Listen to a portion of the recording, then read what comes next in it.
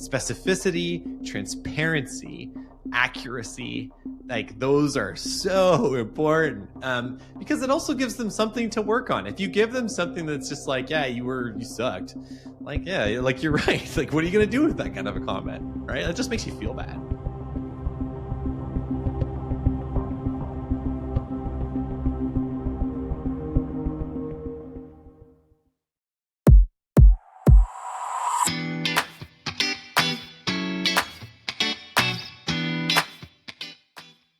It's a beautiful Tuesday morning, and you're just stepping into a semi-annual review with one of your favorite employees.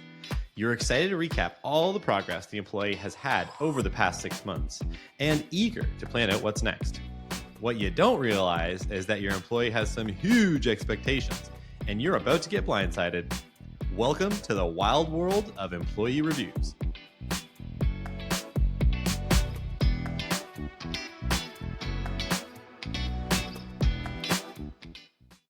Welcome to Startup Different. I'm Dave. He's Chris. It's episode 10. Sideways flying employee reviews. The visualization is kind of interesting, but anyway. Hi, Chris. Yeah, this is mostly my mess up on this one, on this intro story. So we should have called it that. Chris screws up again. How Chris blew it. Yeah, there would be almost every episode would be called that then. So sad. Yeah, Chris learns a lot. Chris learned another lesson. It's like I read these like Franklin books to my daughter, and it's always like, Franklin did this, Franklin learned that. So Chris learned that employee reviews don't always go the way you think, something like that. I should write a series of children's books. Yeah, I like the idea of business books that are written like children's books. I think that would be kind of funny. But oh my gosh, that's a multi-billion-dollar idea. So patent pending. Everyone who's listening right now, patent pending. Like target market is like fathers that are, entrepreneurs or like, founding companies. Yeah, well, I guess the real question is, okay, we were wasting too much time on this, but the real question is, are we writing the books for the children of those founders, or is it literally for like business people to just learn a concept in a super simple way, like the sock puppets approach to learning a business concept? While simultaneously putting kids to bed. Well, possibly true. I guess it depends on the age. All right, Daddy, so what's a performance review? So Chris, take it away. Let me dive into my story here, because obviously we're talking about employee reviews, and where this kind of stemmed from was our little nascent company, and we were bootstrapping, so obviously money was in short supply. We were very eager to get a good value out of employees, so we for development, I was like the main developer, but we hired students who were doing internships with us as development interns, and that worked out really well for us. Actually, we really got lucky with some incredible student interns that contributed way beyond what we had expected from them, and it worked out extremely well for us. Also, at the same time, we hired real full staff that were doing onboarding support, like real salaries, whereas like okay. Yeah, like we had other full-time staff as well as interns. Yeah, all of them real. Okay. So, you kind of fast forward, and, an intern would spend, sometimes it would be like, a year, 16 months, something like that with us. Then they would then go back to school. And then we actually were really successful in hiring them back after their like final year of school. So that worked out really well. But finishing their internship, especially we were in the big city, rents were expensive. Our interns would never, spend on them, would never splurge and buy themselves anything. So typically what we did was when we got to the end of the intern, we kind of made a point of having a bit of a celebration that that person had completed their internship. And the go-to thing that we would do was to get them a new phone, a new smartphone. Nice. Oh yeah. And because obviously we're an app development company, it made sense. And our interns were usually using, smartphones with like broken screens that they'd had for, since their like high school days and things like that, because they were just never going to splurge on a new phone for themselves. Money's tight when you're a student, right? Like, Yeah, it's yeah, tough time. absolutely. So we felt bad for them. So what we would do is we would buy them like a new smartphone. We had one intern that like a month before they finished their internship bought themselves a new smartphone. So nixed our plans on being able to get a smartphone as kind of like a celebratory item for that one. But that intern it had like a longboard and usually came to work with like this long skateboard. So what we got was an electric longboard for that intern, Didn't you which have was one too? yeah, I had one too, and then I got hit by a car, and then I Whoa. didn't have one anymore. But yeah, so I definitely had a moment where I was like, "What am I doing on this skateboard?" It was super fun. Should I brought that up on the pod? I don't even know. Yeah, I got hit by a car, but whatever. I was fine. Hey, I used to bike. I got bumps hit and like bruises. I got hit like 3 or 4 times on my bike. You know, you're not getting smoked usually. So anyway, but anyway, so not to diminish you getting hit by a car.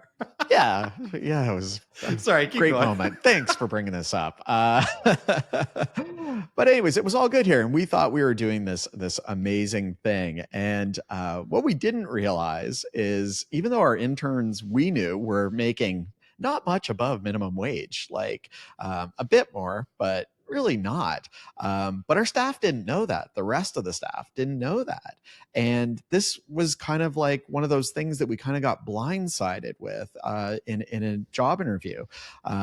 So, employee sees that the intern got a skateboard or got a smartphone, and then we get into the job interview, and the employee would be employee review or the interview?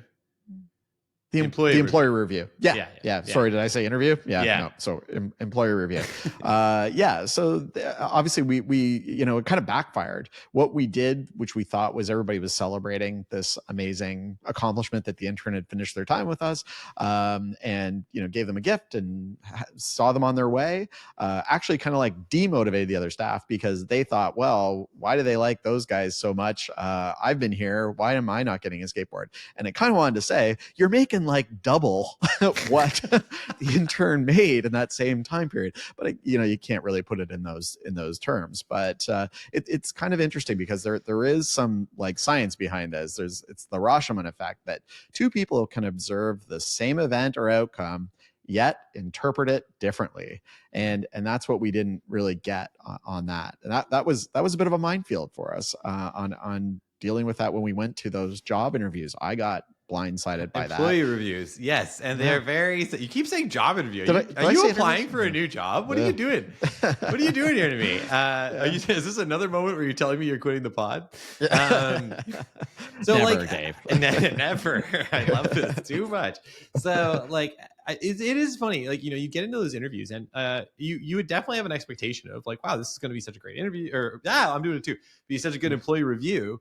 And then as the discussion goes on, you realize, oh wow, there's like a lot of like real asks here. Like there's actually like legitimate animosity. Like grievances. I don't want to use that term. That's a strong word, but like grievances. Like things that people are upset about that you did not see coming. And getting blindsided by that stuff. I was usually caught off guard. I was like, I couldn't believe it was some of these things were coming up, and it's that whole thing of two people can observe the same thing and see it totally differently. Yeah. I think too, and I think we'll probably touch on this in a bit, but like, it's one of those things where when you do something as a founder, you're just trying to do something nice for someone.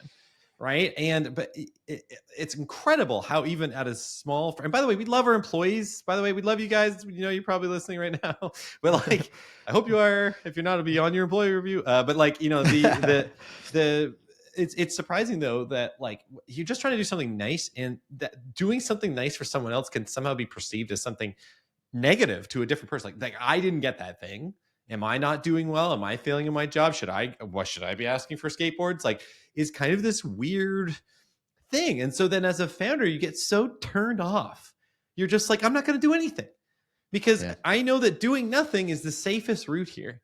Doing nothing means it's fine. There's no risk to doing nothing.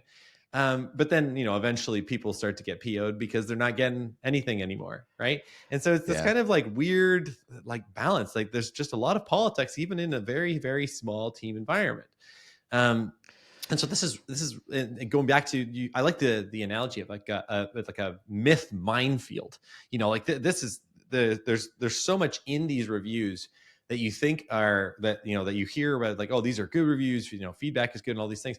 But when you actually get into practice on some of this stuff, you realize it's a lot more complicated, and you can definitely step on the metaphorical landmine and have a huge fight brewing all of a sudden in one of your in one of the parts of your company. So I guess let's tackle some of these myths as sort of like a table setting sort of piece for this. But the first here is that, and I just going to reiterate this with all employee shenanigans in the series, is that there are no-brainer moves in HR. Okay, so you would have thought giving an intern a skateboard as a token of, hey, you did it, you sort of graduated from, actually literally graduated from school and also into our company, like you would think that that's a no-brainer. Of course, nobody would be upset about that, but there were. Okay, so that was surprising.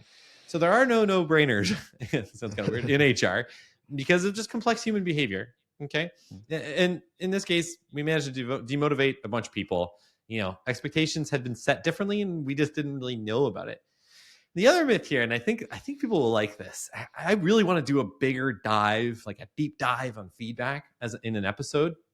But the one we're going to hit here is that the myth is that employees want feedback.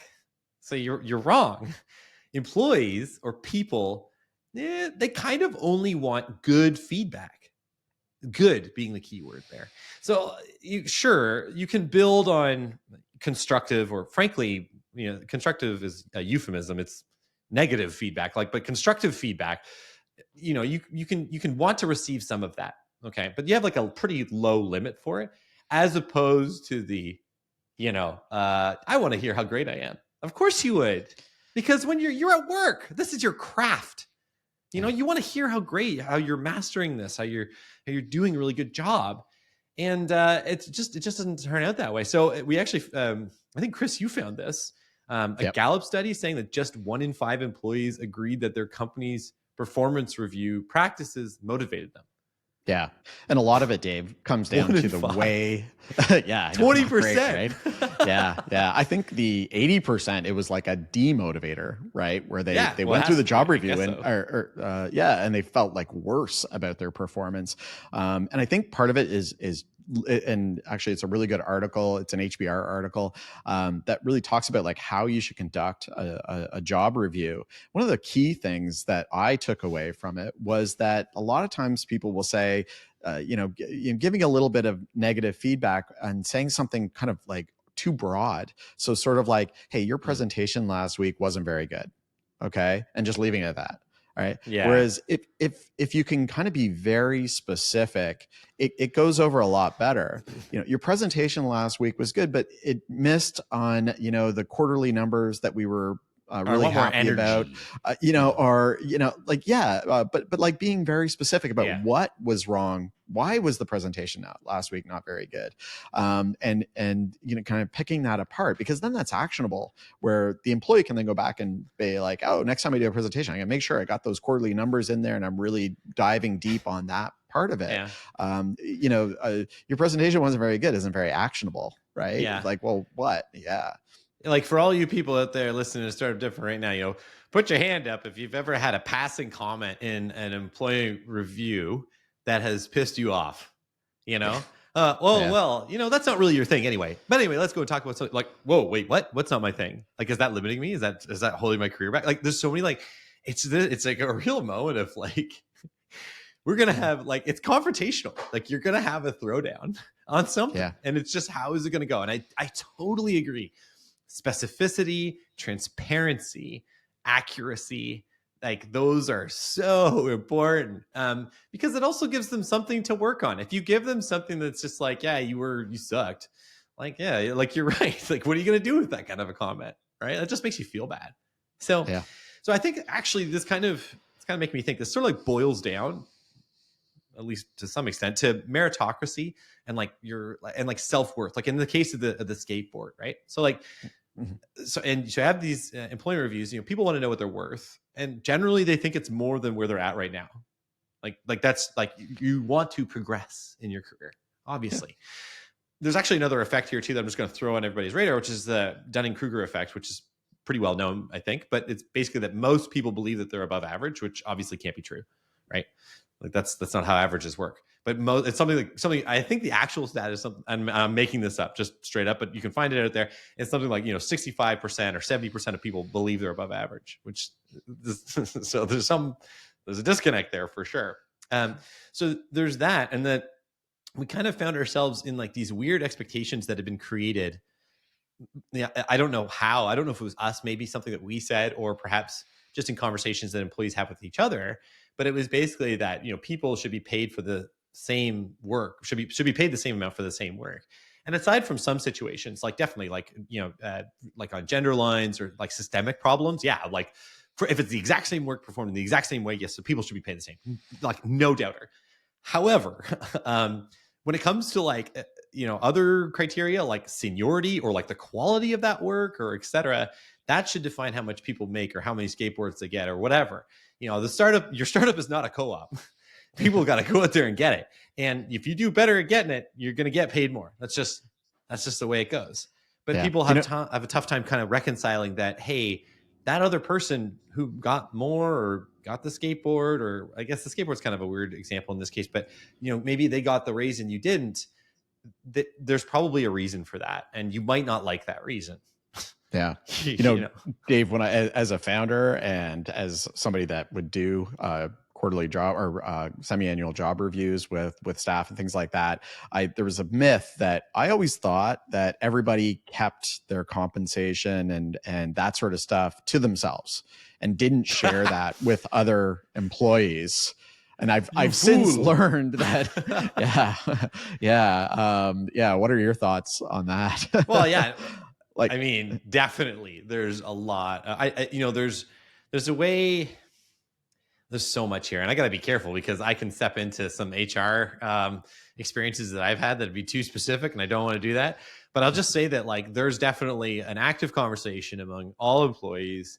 And people, when they talk about their salaries, they're not always as accurate as you'd expect. There's a lot of ego attached to that too, and so there's these conversations that are kind of inaccurate or not entirely accurate at any rate, and they end up getting people sort of spun up, and someone gets a raise, why didn't I? Or wow, they're making that much, I'm making 10 grand less than that, how did that happen?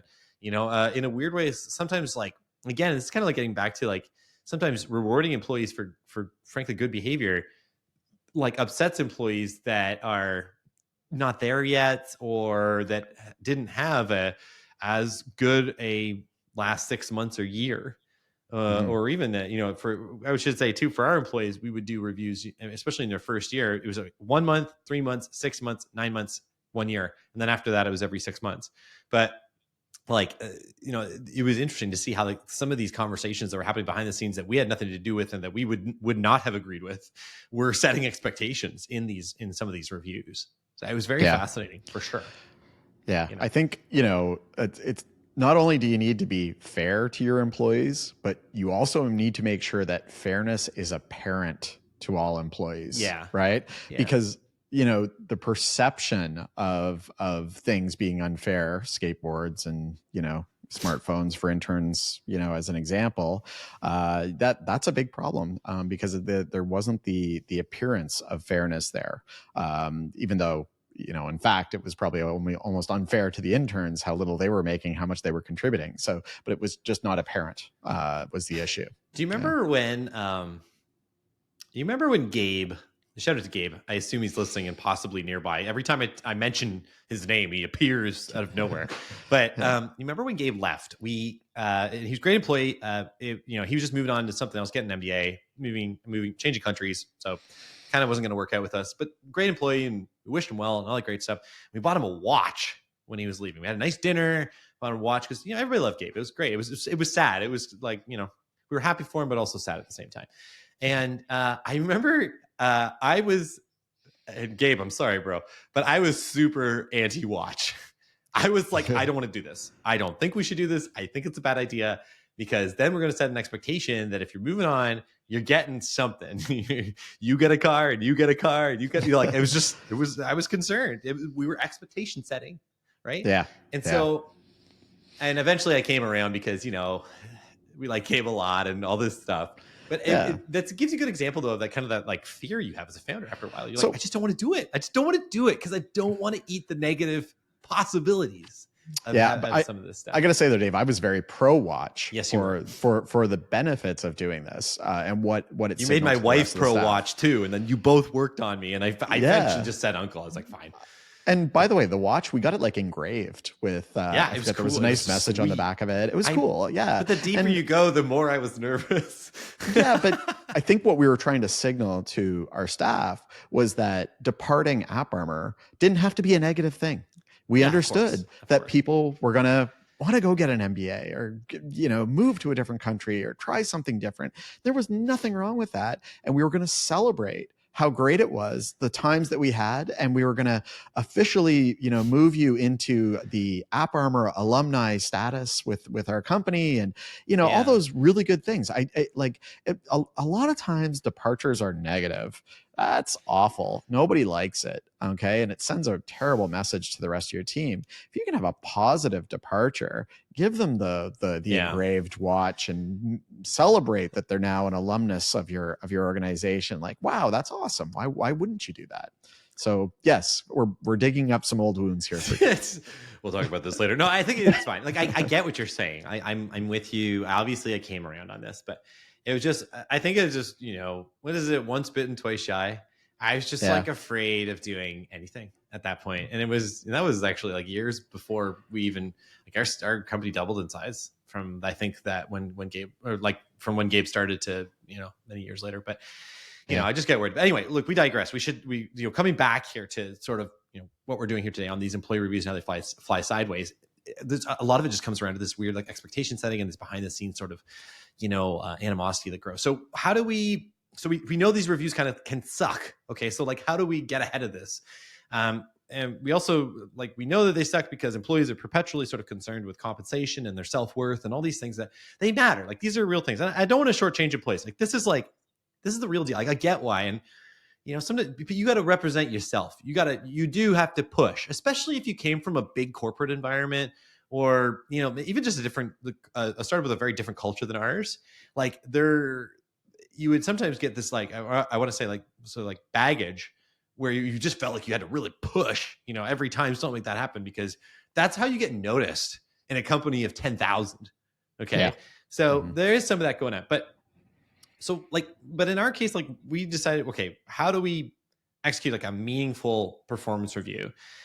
And I think we found in another HBR article, like how to conduct a great performance review, the authors of that one sort of found 5 important areas when conducting a review.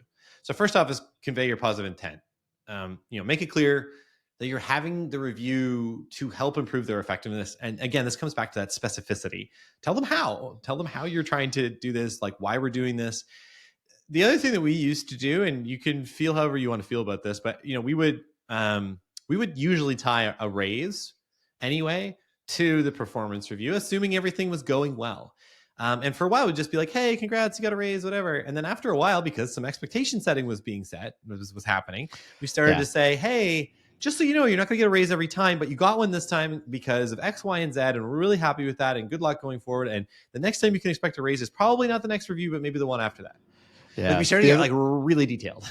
The other thing we tried to do too is say that raises were partially based on your performance, but also very much dependent on how well the overall company was doing. If we were having a terrible time in the market and getting our butts kicked, I'm sorry, there's not going to be a raise, and it's not really a reflection on you. It's a reflection on, hey, we're having, we're in a tough situation here all of a sudden. So, but it was tough because it was in, I think it's pretty safe to say in all of our employees' minds, they thought they were getting a raise every time they did a review. Yeah, which wasn't great. It was scary. If we had had a bad year or something like that, it was going to be really tough to then have those reviews. So I don't know how else we could have done that though, Dave. I don't know how. I think it's just about transparency, and sometimes people's feelings get hurt, and that has to be what it is, because we just can't.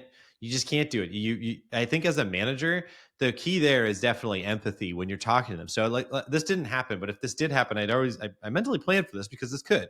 And it was like, okay, so you're not getting a raise this time because the company's not doing well.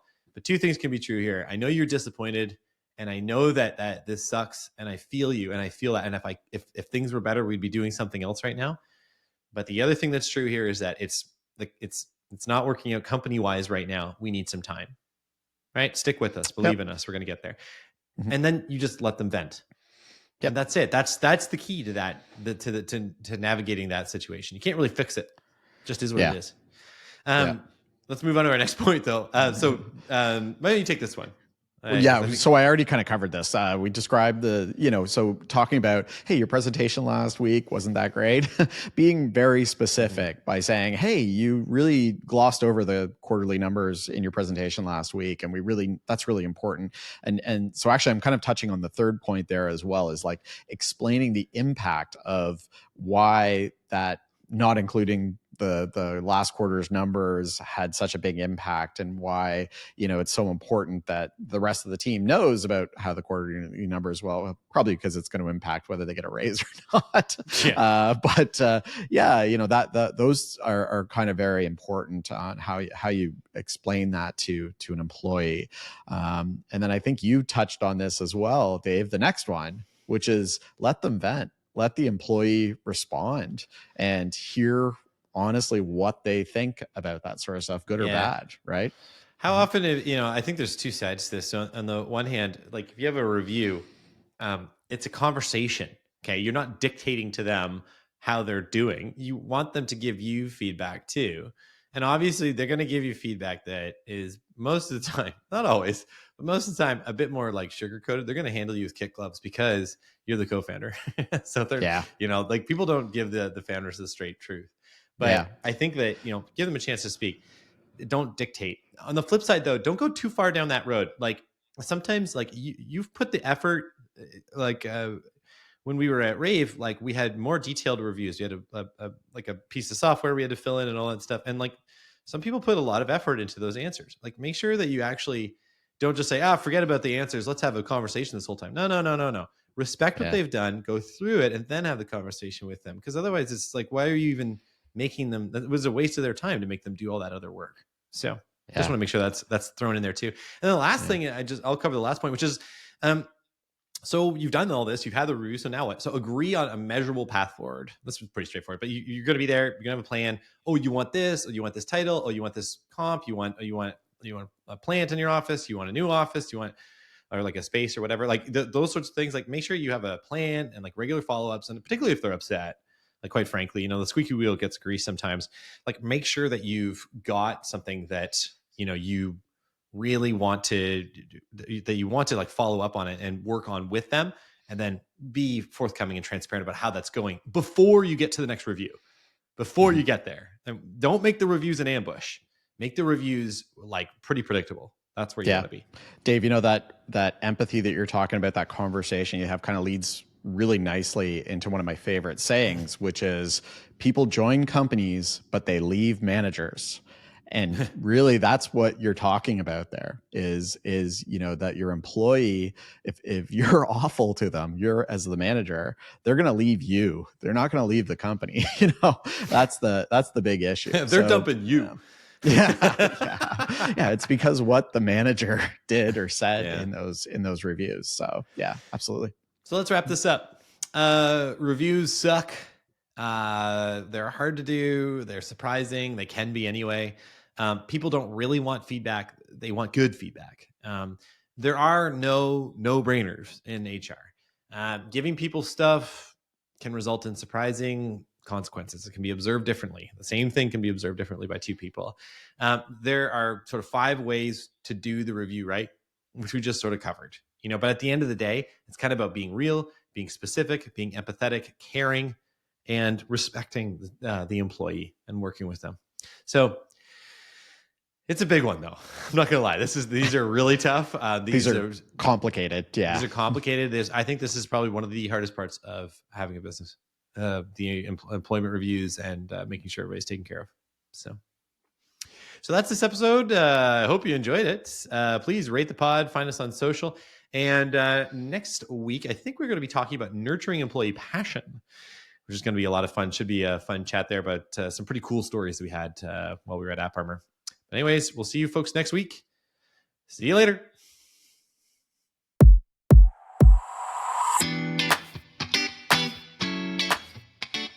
Thanks for joining us. If you like what you heard, subscribe to and rate Startup Different in your favorite podcast app. If you want to see our radio faces, check us out on YouTube at Startup Different and look us up on social. We're probably there if you are. And lastly, do you want to feature your startup on the show? Reach out via our website, startupdifferent.com. See you next time.